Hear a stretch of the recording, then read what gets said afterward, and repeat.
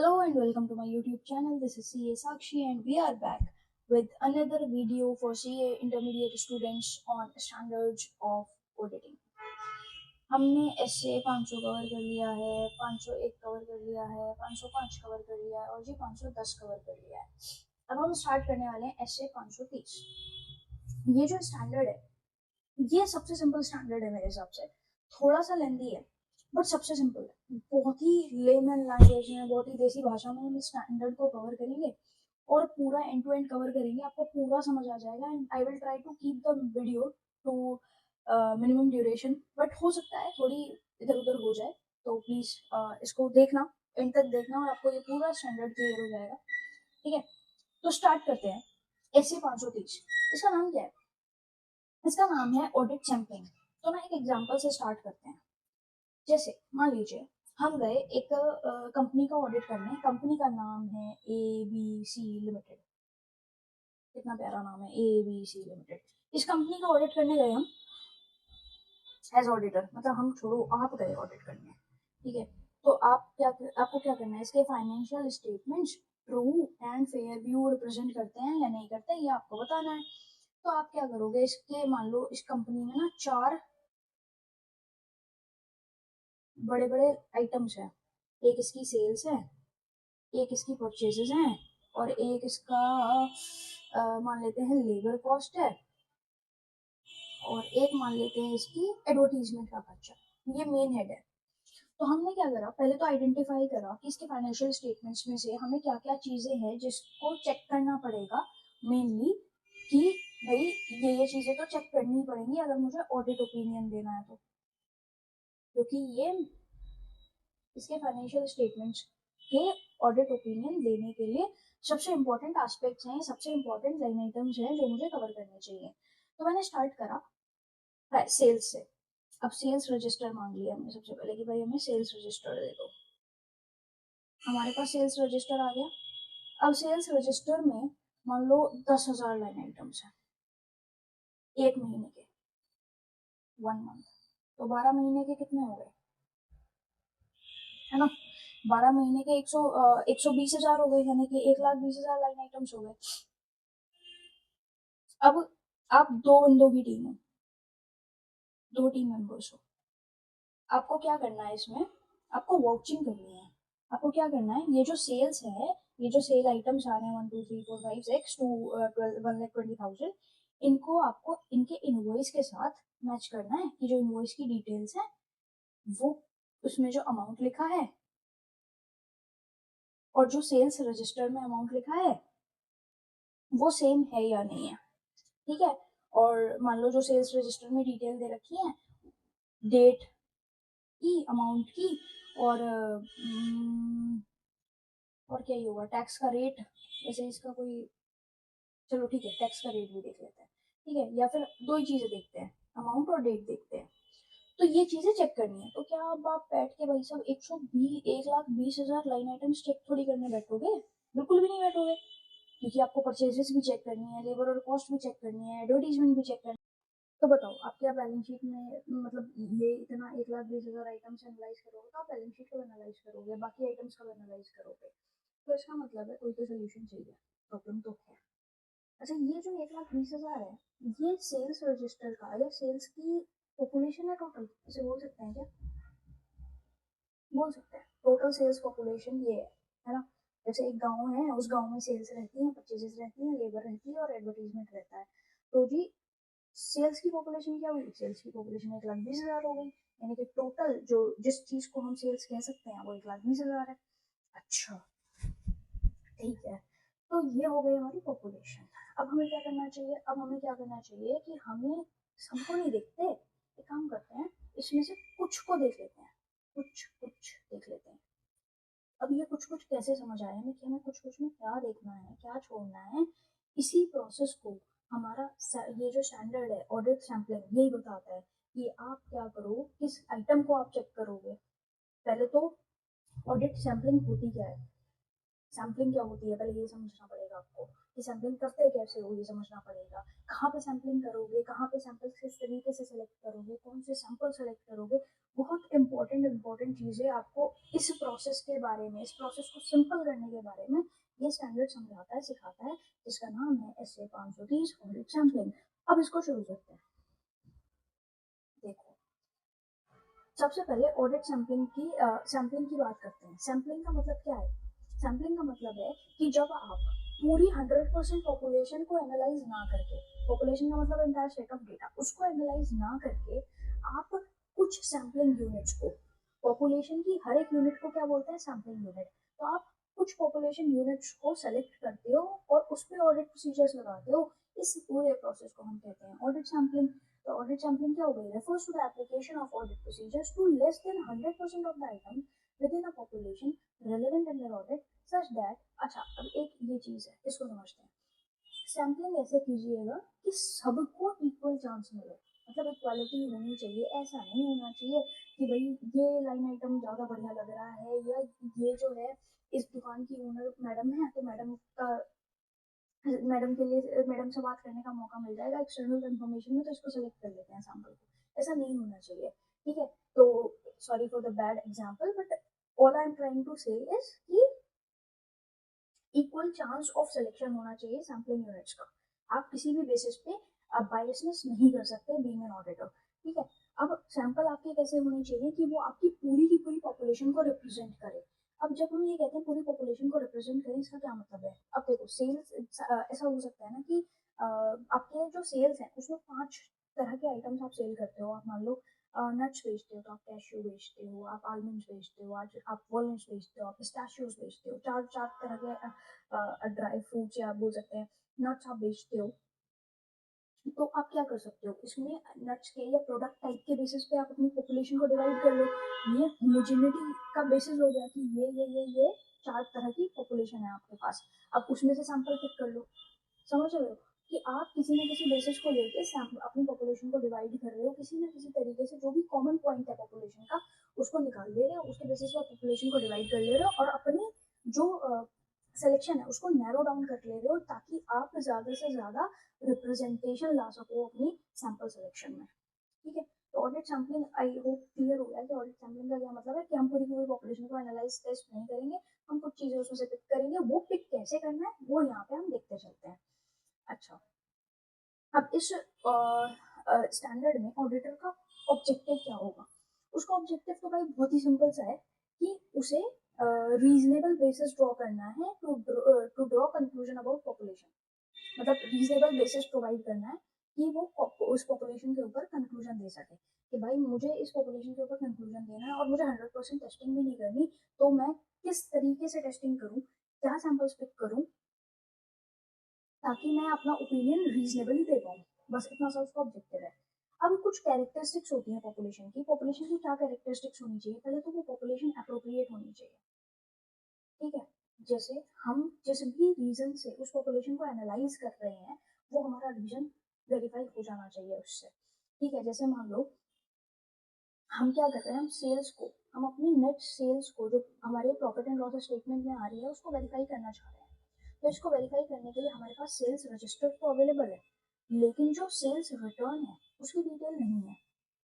तो क्या मेरी पॉपुलेशन कंप्लीट है क्या इसको वेरीफाई करने के लिए? नहीं, I need both sales register and the sales return to verify कि मेरी नेट सेल ठीक है या नहीं है। तो जो अप्रोप्रिएटनेस है पॉपुलेशन की वो पता चलेगी कि मेरा ऑब्जेक्टिव क्या है। मेरा ऑब्जेक्टिव अगर सेल्स को, नेट सेल्स को वेरीफाई करना है then I need both the things, लेकिन अगर ग्रॉस सेल्स वेरीफाई करना है तो मेरा एक से भी काम, मेरा सेल्स रजिस्टर से काम चलेगा, ठीक है। तो अप्रोप्रिएटनेस जरूरी है, कंप्लीटनेस कि वो जो भी रेलेवेंट पीरियड है, मेरा जो भी पीरियड है थ्रू आउट द पीरियड मेरे पास पूरी की पूरी पॉपुलेशन होनी चाहिए। 1 अप्रैल मान लो स्टार्ट पीरियड है और 31 मार्च एंड पीरियड है, तो पूरा का पूरा पॉपुलेशन होनी चाहिए, उसमें सारे के सारे सेल्स आइटम मेरे पास अवेलेबल होने चाहिए। और तीसरा कि वो पॉपुलेशन रिलायबल होनी चाहिए, कि उस मतलब हम सफिशिएंट ऑडिट एविडेंस ऑब्टेन करेंगे कि ये जो पॉपुलेशन इसने हमें दी है इसमें से कोई लाइन आइटम, मान लो एक्सेल में हमारे पास एक एक्सेल फॉर्मेट में रिजल्ट्स आए, हमारे पास पॉपुलेशन आई, उसमें से 2-4 लाइन आइटम हटा दिए जो रिलेटेड पार्टी से थे, ठीक है। गड़बड़ कर दी वहाँ पे कि भाई हमने यहाँ पे ऊंचा नीचा प्राइस रखा हुआ है, हमने यहाँ पे धांधलेबाजी कर रखी है, तो वो लाइन आइटम ही उड़ा दिए। तो at least we should be sure कि जो पॉपुलेशन आई है उसमें से कुछ कम ज़्यादा तो नहीं रखा है इन्होंने, ठीक है। तो रिलायबल होनी चाहिए पॉपुलेशन। तो 3 कैरेक्टरिस्टिक्स हैं पॉपुलेशन के, 3 स्तंभ है, अप्रोप्रिएटनेस, कंप्लीटनेस और रिलायबिलिटी, ठीक है। आरसीबी में बस आरसीए कर दो, रिलायबल, कंप्लीट और अप्रोप्रिएट, ठीक है। 2 तरह की सैम्पलिंग होती है, स्टैटिस्टिकल सैम्पलिंग और नॉन स्टैटिस्टिकल सैम्पलिंग। अब स्टैटिस्टिकल सैम्पलिंग मतलब मैथमेटिकल तरीके होते होंगे कुछ, वो स्टैटिस्टिकल सैम्पलिंग जहाँ पे ऑडिटर जो है मैथमेटिकल तरीके ना लगा के अपना दिमाग लगा रहा है, नॉलेज लगा रहा है, एक्सपीरियंस लगा रहा है, वो नॉन स्टैटिस्टिकल सैम्पलिंग, ठीक है। स्टैटिस्टिकल सैम्पलिंग ज़्यादा साइंटिफिक होगी और non statistical sampling judgement based होगी, नॉन साइंटिफिक होगी। स्टैटिस्टिकल में कोई बायस नहीं हो सकता क्योंकि कुछ मैथमेटिकल फॉर्मूलेज लगा रहे हैं, उससे सैंपल निकल जा रहा है फटाफट फटाफट, आप कुछ नहीं कर रहे, ठीक है। लेकिन नॉन स्टैटिस्टिकल सैम्पलिंग में क्या है कि आप सोच रहे हो, दिमाग लगा रहे हो, तो बायस भी कर सकते हो कि यार ये इसको छोड़ना, ये बहुत काम लगेगा इसमें, इसको नहीं करते हैं, छोटा सैंपल पकड़ ले, ऐसी चीज़ें हो सकती हैं। स्टैटिस्टिकल में क्या होगा कि रीजनेबल एक्सेप्टेंस है क्योंकि भाई मोर साइंटिफिक है, मोर रिलायबल है, पर्सनल बायस नहीं है, तो डेफिनेटली उसका वाइडर एक्सेप्टेंस है।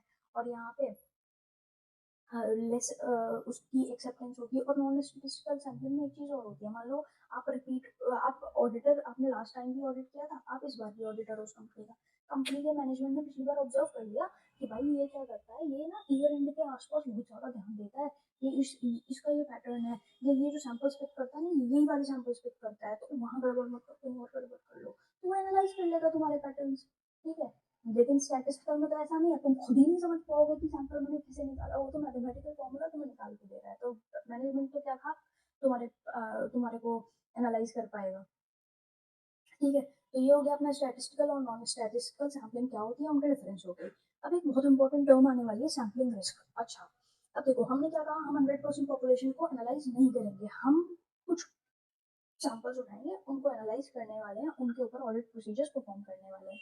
तो क्या ऐसा हो सकता है कि मान लो मैंने अगर 100% पॉपुलेशन को टेस्ट किया होता और मैं कहीं दूसरे एंड पे क्या कर रहा हूँ, मैं 20% पॉपुलेशन टेस्ट कर रही हूँ, तो ऐसा हो सकता है क्योंकि मेरा ऑडिट ओपिनियन डिफर करे, डेफिनेटली हो सकता है कि मान लो मैंने जब 100% पॉपुलेशन को एनालाइज किया तो मेरे पास 100% रिजल्ट है, लेकिन जब मैंने 20% पॉपुलेशन को एनालाइज किया और मेरे पास सैंपल बाई चांस ऐसे आ गए कि उन सब में गड़बड़ निकली, मैंने कह दिया भाई ये तो बेकार है, कंपनी बेकार है, ये तो फ्रॉड कर रही है, इसके और मैंने ऑडिट ओपिनियन अपना मॉडिफाई कर दिया वहाँ पे, तो मैंने क्या किया कि जो प्रॉब्लम थी नहीं वो प्रॉब्लम बता दी, क्यों, क्योंकि भाई मेरी गलती थोड़ी, I am also human, I am not a डर, आई एम ऑल्सो ह्यूमन। जो सैम्पलिंग प्रोसीजर था मैंने फॉलो किया, लेकिन बाई चांस बाई कोइंसिडेंस मेरे पास ऐसे सैंपल था जिसमें एरर ही एरर थे, तो मैं तो ये कहूँगी कि भाई इसकी कंपनी बढ़िया नहीं काम कर रही है, इसमें बिल्कुल गलतियां हैं, मिस स्टेटमेंट्स हैं।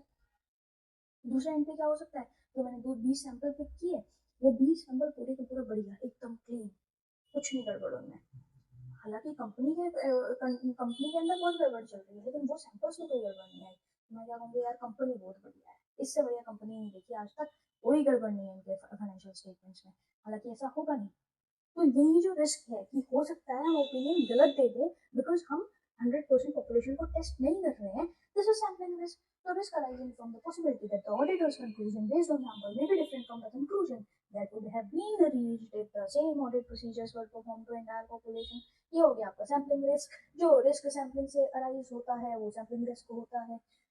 अब बात करते हैं कि अगर एक्सेप्टेबल सैम्पलिंग रिस्क आपका लो है, कि मतलब आपको लगता है कि हम जो सैम्पलिंग रिस्क मान के चल रहे हैं इस कंपनी का, ये सैम्पलिंग रिस्क इस कंपनी में ज़्यादा होता है, ठीक है, तो हम उस केस में क्या करेंगे, अपना सैम्पल साइज बढ़ा देंगे, हम अपनी टेस्टिंग बढ़ा देंगे, यानी कि आपका एक्सेप्टेबल सैम्पलिंग रिस्क कम है, आप ये जो है आप एक्सेप्टेबल सैम्पलिंग रिस्क कम लेके चल रहे हो कि हम अगर इतने लेवल पे रिस्क आया तो हम ज़्यादा अपनी टेस्टिंग करेंगे, अगर आपका एक्सेप्टेबल सैम्पलिंग रिस्क ज़्यादा है तो आप कम सैम्पलिंग करोगे, कम सैंपल सेलेक्ट करोगे।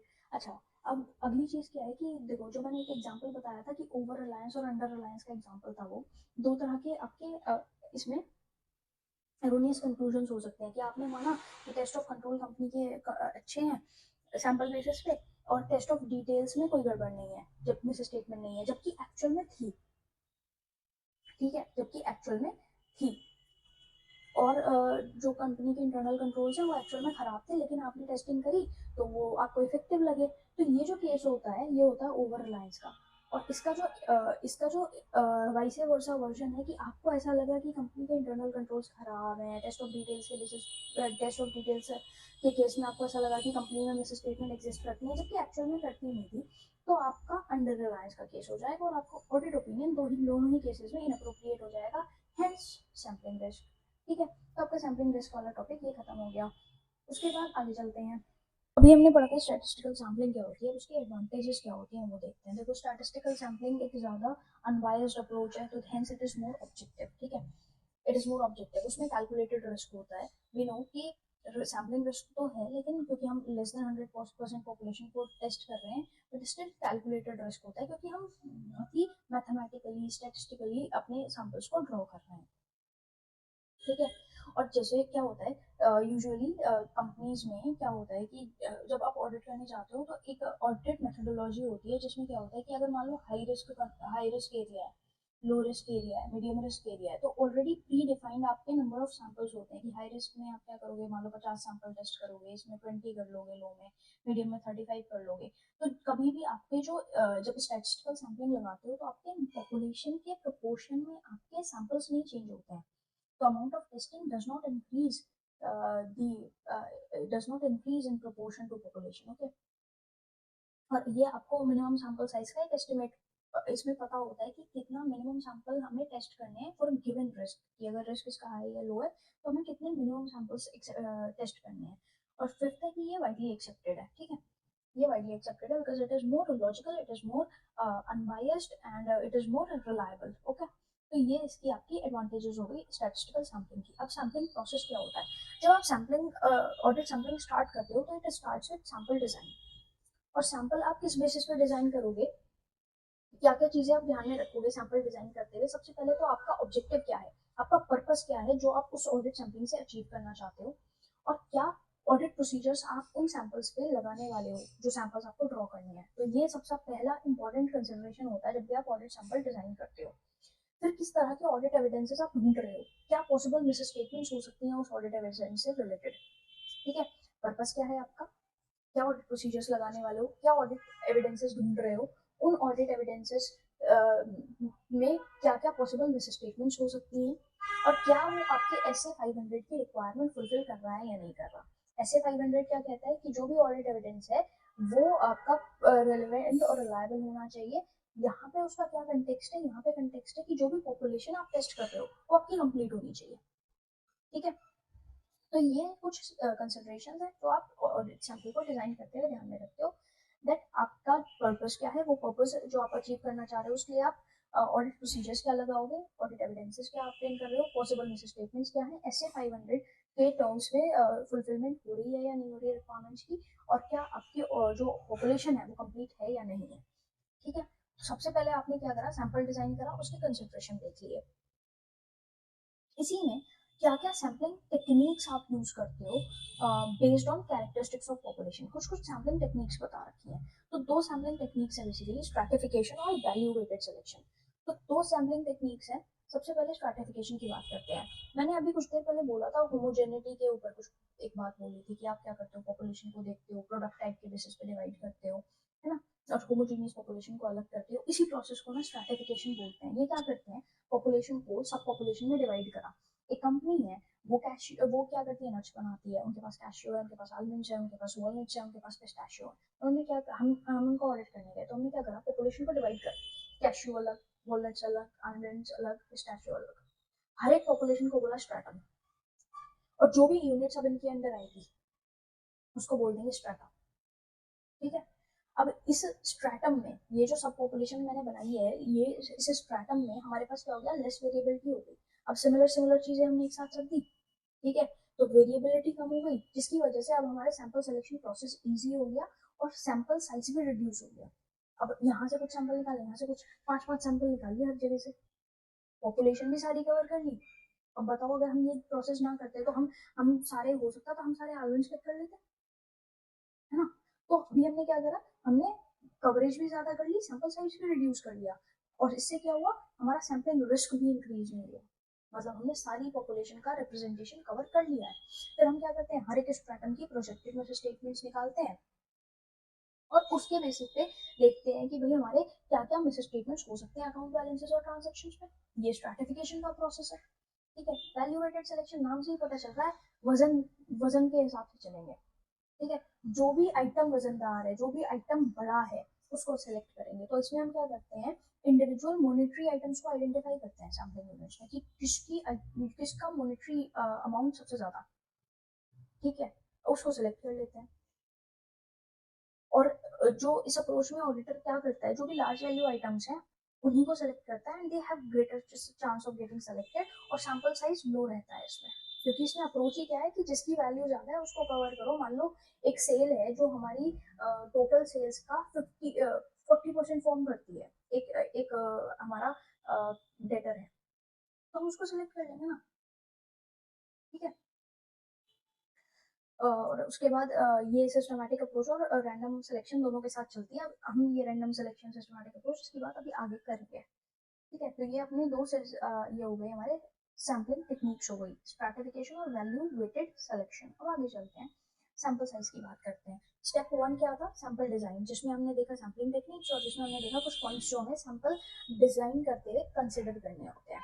अब सैंपल साइज क्या होता है, सैंपल साइज जितना हमारा एक्सेप्टेबल सैम्पलिंग रिस्क कम होगा, सैंपल साइज उतना बड़ा होगा। भाई I can not accept this much risk, मुझे ज़्यादा डिटेल में टेस्टिंग करनी है, मैं इतने सारे रिस्क के साथ नहीं जी पाऊंगी, मुझे ज़्यादा टेस्टिंग करनी है, I need more confirmation, I need more assurance.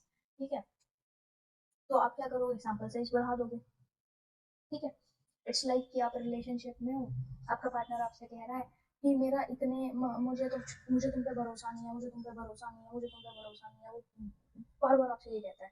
तो आप क्या करोगे, अपने एफर्ट्स बढ़ाओगे, है ना। अगर आपको ऑफ कोर्स वहां रहना है तो आप अपने एफर्ट्स बढ़ाओगे। तो जितना आपका सैम्पलिंग रिस्क लो है, उतने आप अपने एफर्ट्स बढ़ा दोगे, यानी कि उतना सैंपल साइज बढ़ा दोगे टू रिड्यूस दैट रिस्क, कि नहीं जा रहा भाई मुझसे छोड़ के। ठीक है, इस तरीके से factors influencing sample size for TOC और टीओडी। अब क्या क्या फैक्टर्स हैं जो इन्फ्लुएंस करेंगे हमारे सैंपल साइज को। अब अगर टेस्ट ऑफ कंट्रोल कर रहे हो आप, तो अगर आपको ऐसा लगता है कि आपके जो कंट्रोल्स हैं दे आर ऑपरेटिंग इफेक्टिवली, ठीक है, तो आप सैंपल साइज लो रखोगे। अगर आपको लगता है कि नहीं यार वो अच्छे से काम नहीं कर रहे, तो सैंपल साइज बढ़ा दोगे, सिंपल। और सेम चीज है, अगर आपका असेसमेंट जो है risk of material miss statement का वो ज्यादा है, आपको लगता है कि नहीं यार risk of material miss statement ज्यादा है, तो आप अपने सैंपल साइज को बढ़ा दोगे। लेकिन आपको लगता है कम है, तो आप उसको कम कर दोगे। तो सैंपल साइज जो है वो इनवर्सली प्रोपोर्शनल होता है टॉलरेबल एरर के। टॉलरेबल एरर क्या है, अब ये है कि जो भी सैंपल साइज है उसमें कितना एरर आ रहा है। तो मैक्सिमम एरर जो auditor is ready to accept, कि ठीक है इतना एरर आएगा तो मैं एक्सेप्ट कर लूंगा,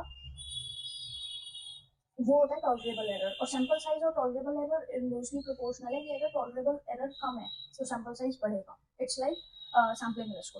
ठीक है, तो इफ ये हो गया दूसरा। अब इसमें if the expected rate of deviation in population is higher, मतलब अगर आपका जो भी स्टैंडर्ड फॉर्मेट है उससे डेविएशन इधर ज्यादा ऑन अ हायर साइड है, कि आप स्टैंडर्ड या नॉर्मल से ज्यादा डेविएट कर रहे हो, तो आपका सैम्पलिंग रिस्क बढ़ जाएगा, तो आपका सैंपल साइज भी बढ़ जाएगा। ठीक है, greater the level of assurance, अब ऑडिटर जितनी ज्यादा एश्योरेंस देना चाहता है, लेना चाहता है उस पॉपुलेशन को लेके, उतने ज्यादा वो सैंपल सेलेक्ट करेगा। तो ये हो गया आपके टेस्ट ऑफ कंट्रोल्स के केस में क्या क्या फैक्टर्स अफेक्ट करते हैं। सिमिलरली हमने देखा यहाँ पे टेस्ट ऑफ डिटेल्स में रिस्क ऑफ मिसस्टेटमेंट था। और दूसरा कि अगर auditor relies more on substantive procedure on a population, मतलब वो सब्सटैंटिव प्रोसीजर्स पे ज्यादा रिलाई कर रहा है उस पर्टिकुलर पॉपुलेशन को लेके, तो वो अपनी सैम्पलिंग कम कर देगा, वो सैम्पल टेस्टिंग कम करेगा, सब्सटैंटिव प्रोसीजर्स पे ज्यादा रिलाई कर रहा है। एंड उसका अगर desired level of assurance again ज्यादा है तो वो ज्यादा टेस्टिंग परफॉर्म करेगा, और अगर कम है तो वो कम टेस्टिंग परफॉर्म करेगा। ओके, और एक नोट है यहाँ पे कि भाई सैम्पलिंग यूनिट का नेग्लिजिबल इफेक्ट होता है सैंपल साइज पे। तो सैम्पलिंग यूनिट्स कितनी है उससे कोई फर्क नहीं पड़ता कि हमारा सैंपल साइज क्या है। अगेन जैसे मैंने आपको बताया भी था कि नंबर और जो पॉपुलेशन है उसके साइज से कोई फर्क नहीं पड़ता कि हम कितने सैंपल्स को टेस्ट कर रहे हैं। ओके, फिर सेकंड चीज, थर्ड थर्ड स्टेप जो होता है सैम्पलिंग प्रोसेस का, वो क्या होता है, selecting of items for testing. अब हमने सैंपल डिजाइन देख लिया, अब हमने देख लिया कि हमारा सैंपल साइज क्या होना चाहिए। अब हम देखेंगे कि हम सैंपल सेलेक्ट कैसे करेंगे। अब आखिर में तो सैंपल सेलेक्ट करना ही पड़ेगा ना। तो कैसे आप सैंपल्स को सिलेक्ट करोगे? Samples are selected in a manner. देखो तीन चीजें, तो सबसे पहली चीज क्या होगी कि वो आपकी पॉपुलेशन का रिप्रेजेंटेटिव होना चाहिए। जैसे जब इलेक्शन में आप अपने मंत्री को सिलेक्ट करते हो तो क्या क्या होता है, वो आपका आपके एरिया का रिप्रेजेंटेटिव होता है। तो उसी तरीके से जब आप अपने सैंपल सेलेक्ट कर रहे हो तो वो आपके रिप्रेजेंटेटिव होना चाहिए, पूरी पॉपुलेशन का, पूरी जनता का रिप्रेजेंटेटिव होना चाहिए वो।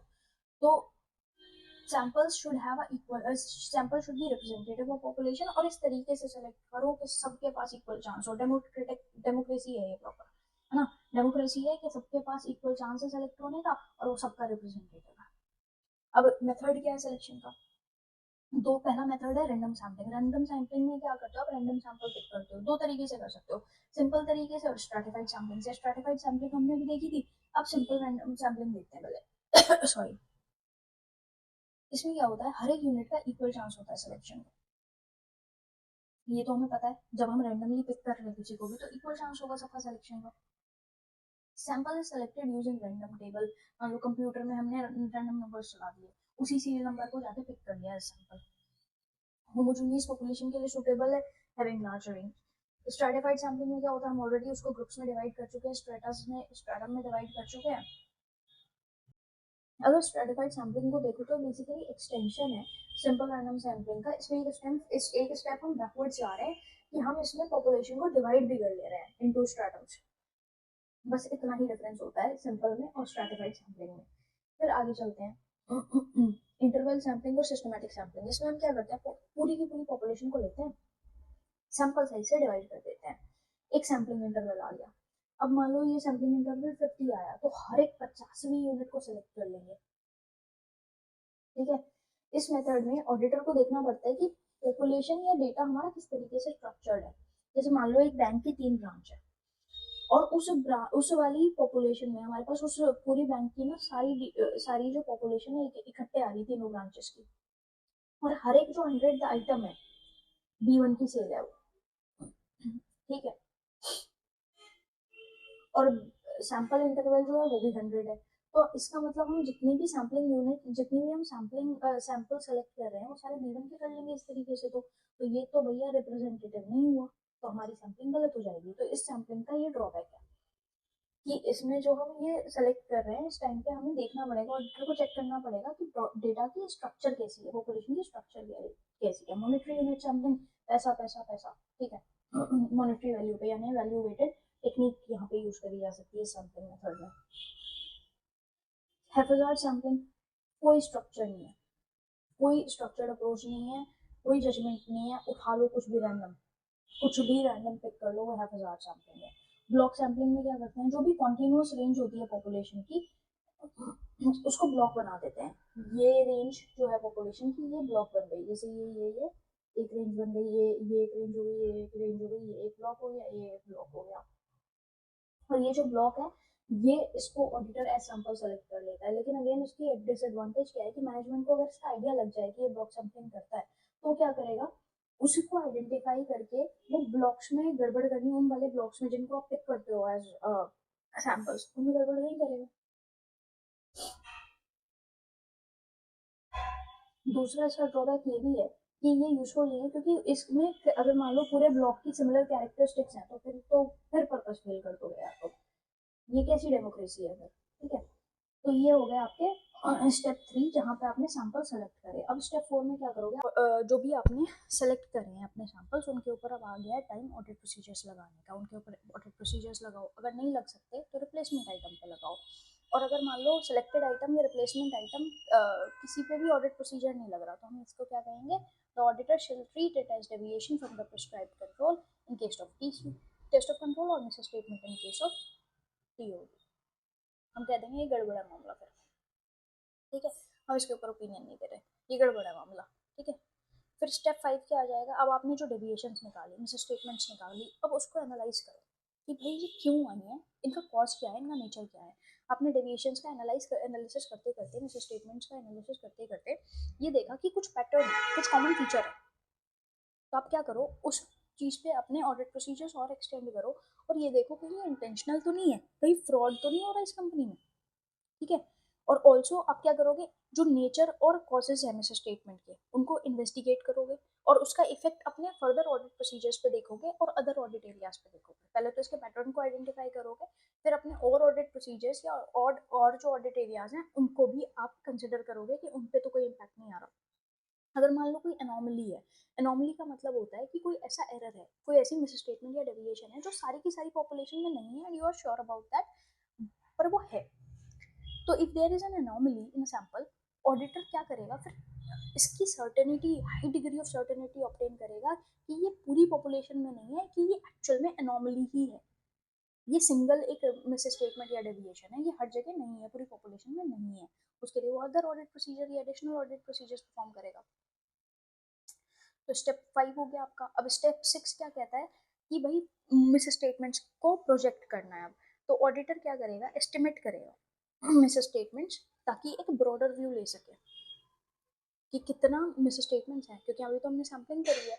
अब उस सैम्पलिंग के बेसिस पे वो एनालाइज करेगा कि मान लो हमने टोटल पॉपुलेशन का 20% सैंपल सेलेक्ट करे, उसमें मिस स्टेटमेंट इतनी आई, तो अगर 100% का किया होता तो मिस स्टेटमेंट कितनी आती। अगर कोई मिस स्टेटमेंट एनोमली है तो उसको तो इग्नोर करेंगे प्रोजेक्शन के टाइम पे, बट मान लो वो अनकरेक्टेड है तो उसको अलग से कंसिडर करेंगे।